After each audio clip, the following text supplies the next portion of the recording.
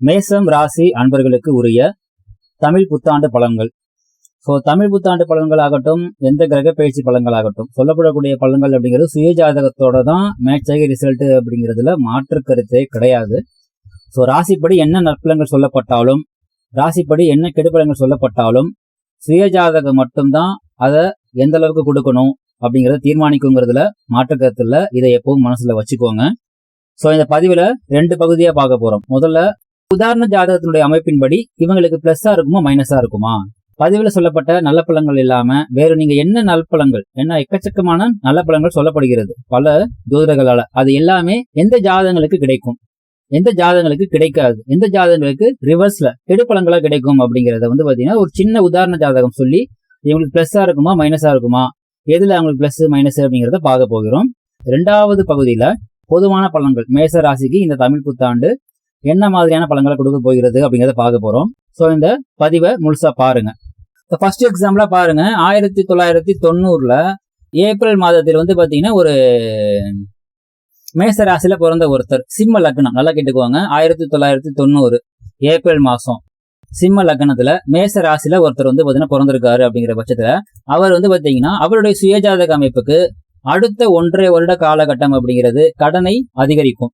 Number 1, தொழில பிரச்சனைகளை கொடுக்கும். நம்பர் 2, 3வது திருமண வாழ்க்கையில் மிக கடுமையான தொந்தரவு கொடுக்கும். திருமணமே பாத்தீங்கன்னா அவங்களுடைய வாழ்க்கையில மிகப்பெரிய ஒரு கேள்விக்குறியாக மாறக்கூடிய காலகட்டமா இருக்கும். சிலருக்கு முதல் திருமணம் முடிஞ்சு 2வது திருமணத்துக்காக காத்துக்கக்கூடிய டயத்துல கல்யாணத்தையும் பண்ணி வச்சு அந்த கல்யாண வாழ்க்கையிலையும் பிரச்சனை கொடுக்கக்கூடிய ஒரு அமைப்பு ஏற்படுத்தி கொடுக்கும். சோ இப்ப பாருங்க, நல்ல பலன்கள் எதுவுமே இந்த ஜாதகத்துக்கு பெருசா மேட்ச் ஆகாது. ஆனா பொருளாதாரத்தை கொண்டு கொடுத்துரும். பொருளாதார உயர்வை கொண்டு கொடுக்கக்கூடிய அதே அமைப்புல மீதி உள்ள பலன்கள் எல்லாமே நெகட்டிவா இருக்குது. இப்ப இதே அமைப்புல 1990 மே மாசம் வைங்க, மே மாசத்துல பாத்தீங்கன்னா ஒருத்தர் பிறந்திருக்காரு, கன்னி லக்னம். அவரும் பாத்தீங்கன்னா மேச ராசி, சரிங்களா? அப்படிங்கிற பட்சத்துல கடந்த 1.5 வருட காலகட்டமாக அவருக்கு பாத்தீங்கன்னா மிக கடுமையான நெருக்கடியான பொருளாதார சிக்கல் அப்படிங்கிறது இருந்திருக்கும்.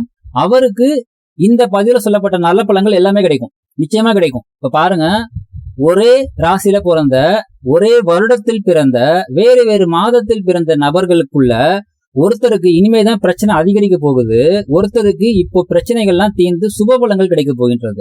சோ இது ஒரு எக்ஸாம்பிளுக்கு தான் இங்க கொடுத்துருக்கேன், சரிங்களா? இன்னொரு எக்ஸாம்பிள் கூட பார்ப்போமே.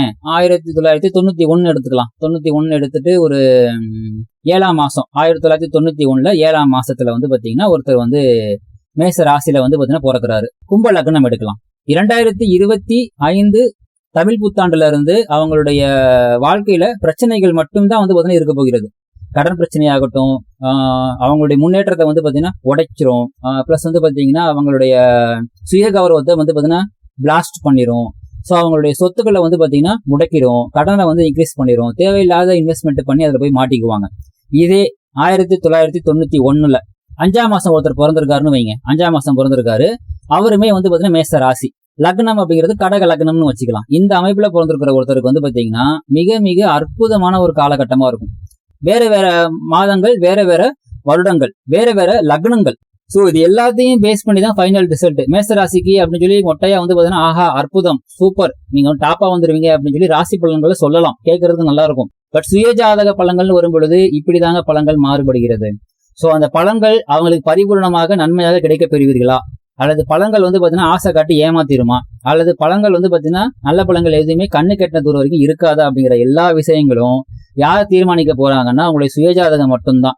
சோ அதனால மேச ராசிக்கு நல்ல பலன்கள் சொல்லப்பட்டிருக்குது, உண்மைதான். ராசிக்கு நல்லா இருக்குது, ரொம்ப நல்லா இருக்குது, மாற்று கருத்து இல்லை. பட் உங்க ஜாதகத்துக்கு அது மேட்ச் ஆகி வரணும்.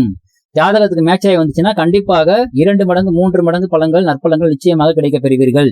ஜாதகத்துக்கு மேட்ச் ஆகி வரல அப்படின்னா ரிசல்ட் எதுவும் இருக்காது. ஜாதகத்துக்கு எதிர்மறையாக மேட்ச் ஆயிருச்சு அப்படின்னா, ரிவர்ஸ்ல மேட்ச் ஆயிருச்சு அப்படின்னா கெடுபலன்கள் ஜாஸ்தியாக இருக்கும். 2வது பகுதியில பொதுவான பலன்கள் மேச ராசிக்கு இந்த தமிழ் புத்தாண்டு என்ன மாதிரியான பலன்களை கொடுக்க போகிறது அப்படிங்கிறத பார்க்க போறோம். மேச ராசியை பொறுத்தளவு 7.5 சனியினுடைய தாக்கம் ஆரம்பித்த காலகட்டம். 7.5 சனி முழுமையா எப்ப செயல்பாட்டுக்கு வருகிறது அப்படின்னா 2026 மார்ச் மாசம் தான் செயல்பாட்டுக்கு முழுசா வருகிறது. ஆனாலுமே அதனுடைய இம்பாக்ட் அப்படிங்கிறது இப்பவே ஆரம்பிச்சிடும், சரிங்களா? இதுல ராகுகேது பயிற்சி அப்படிங்கிறது பாத்தீங்கன்னா தமிழ் புத்தாண்டான உடனே ராகுகேது பயிற்சி நடக்கிறது. இதன் மூலியமாக ராகு பகவான் 11ஆம் இடத்துக்கு லாபஸ்தானத்துக்கு வரார், ரொம்ப நல்ல அமைப்பு. கேது பகவான் 5ஆம் இடத்துக்கு வரார், பூர்வ புண்ணிய ஸ்தானமான 5ஆம் இடத்துக்கு வராரு. குரு பகவான் வந்து பாத்தீங்கன்னா மே மாசத்துல பயிற்சியாகி 3ஆம் இடத்துக்கு போகிறார் முயற்சி ஸ்தானத்துல.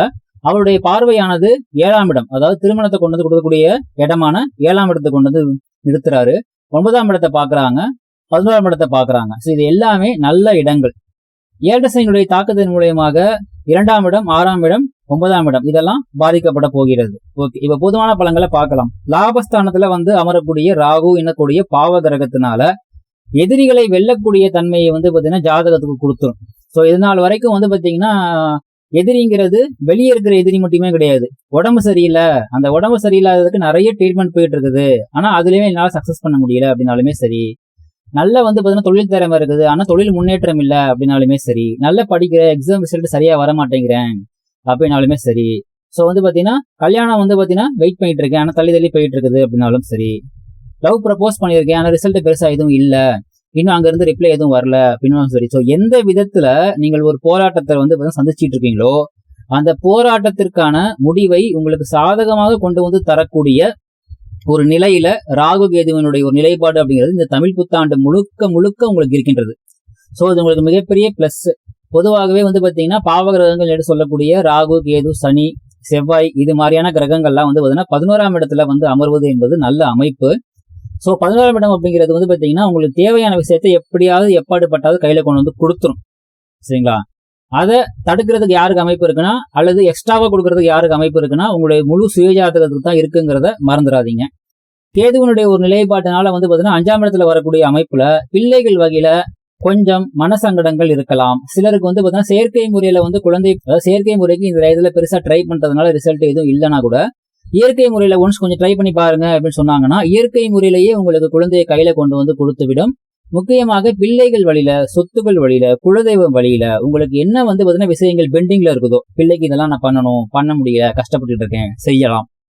குலதெய்வ கோயிலுக்கு போகணும், ரொம்ப நல்ல பெண்டிங்ல இருக்குது, போயிட்டு வரலாம். குலதெய்வ கோயிலுக்கு இந்த விஷயம் நான் பண்ணி கொடுக்கணும், ஆனா என்னால பண்ண முடியல, பண்ண முடியும்.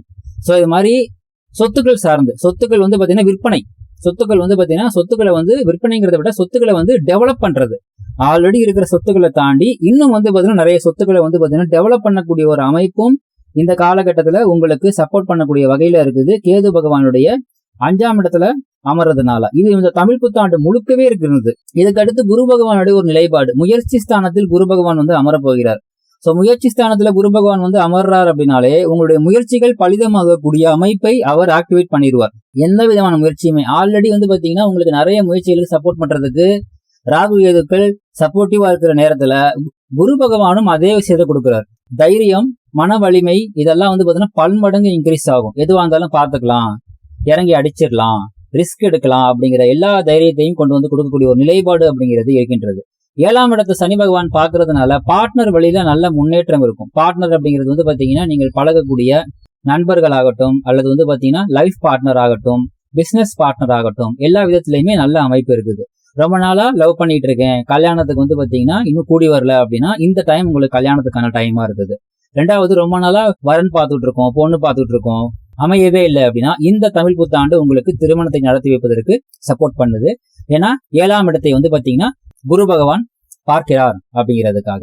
அடுத்ததா வந்து பாத்தீங்கன்னா ரொம்ப முக்கியமானது, சரிங்களா, ரொம்ப ரொம்ப முக்கியமானது 9ஆம் இடத்தை வந்து பாத்தீங்கன்னா குரு பார்க்கிறார். 9ஆம் இடம் அப்படிங்கிறது வந்து பாத்தீங்கன்னா பொதுவாகவே வந்து பாத்தீங்கன்னா குரு பகவானுக்கு காலபுருஷனுக்கு வந்து பாத்தீங்கன்னா 9ஆம் அதிபதியே அவர் தான். சோ 9ஆம் அதிபதியே 9ஆம் இடத்தை வந்து பார்க்கும் பொழுது உங்களுடைய ப்ரொமோஷன் வந்து பாத்தீங்கன்னா பெண்டிங்ல இருக்கிறதுலாம் இப்ப கிளியர் ஆகும்.